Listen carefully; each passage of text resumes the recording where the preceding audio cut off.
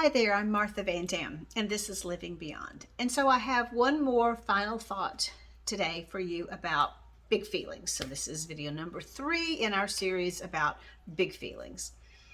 And that is that when big feelings happen to us, very often they come on quickly.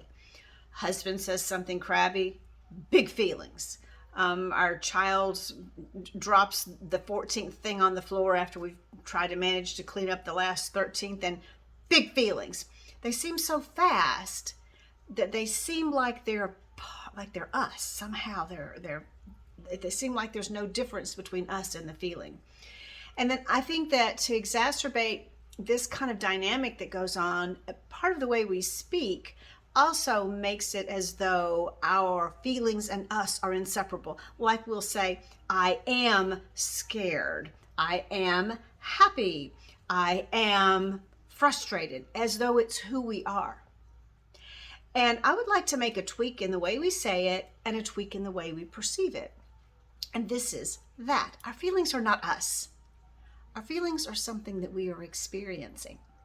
So in the case of just the phrase, I am scared, or I am frightened, another way of saying that makes a little separation. And we do want to start beginning to have a little separation. If we can understand that there's separation between us and our emotions, and if we can see the separation, especially as it grows bigger between us and our emotions, then we'll find we're in a much, much better place to be able to manage and deal with our emotions. We won't feel like they're so much on top of us. And so a new way of saying I am frightened or I am scared would be to shift it to I am feeling scared or I am experiencing fear. That is very different from I am fear. Do you hear the difference? One is like it's just can't be separated from us. The other is it's something I'm experiencing. Let me give you an example. We used this idea of coming in for tea a little bit ago in the first video, but at this moment I will say I am having tea. I do not say I am tea. I say I am having tea. The tea is very separate from me. It's not the same as me. But it is something that I'm experiencing right here, right now. Same thing with our feelings and our emotions. It's something that we feel, it's something that we experience, but it is not us. A way I like to describe it when I'm dealing with my clients in my office is I say it's like a raincoat. You are not your raincoat, but you put on your raincoat. And very often when something happens that creates a big storm of emotion in us, if we can imagine that the emotion is the raincoat, we can recognize that we don't have to put that raincoat on and be completely controlled and absorbed and covered by it. If we can acknowledge that it is a feeling and it is real and I'm feeling it right now, just like I was just now tasting that tea, I was feeling it going down my throat. But it is not me, it is something I'm experiencing. If the feeling of the emotion is the raincoat, we can say it is something I'm wearing, but it's not me. And also, if we begin to have this experience with it we can change our relationship with emotion so that we can then begin to more observe our emotion, which is a good thing. And I'm not suggesting we won't feel it, but I am suggesting the feeling, the emotion, won't have to be in control. So use this as an experiment. Watch your language and watch how you express any kind of emotion that you are feeling or sensing, and start being very intentional about how you use the words of any emotion. Stop yourself from saying I am happy, I am sad, I am scared, I am upset, and begin to say I am experiencing whatever it is. And it may feel a little awkward for a while, and I promise you will try to slide back into your old habit, because old habits die hard. It's wired in at this point in time, but you can create a new neural network by practicing and creating a new habit. And so walk through your day saying, I am experiencing coolness outside. I am experiencing warmth outside. I am experiencing my tea. I am experiencing calm right now. I am experiencing frustration right now.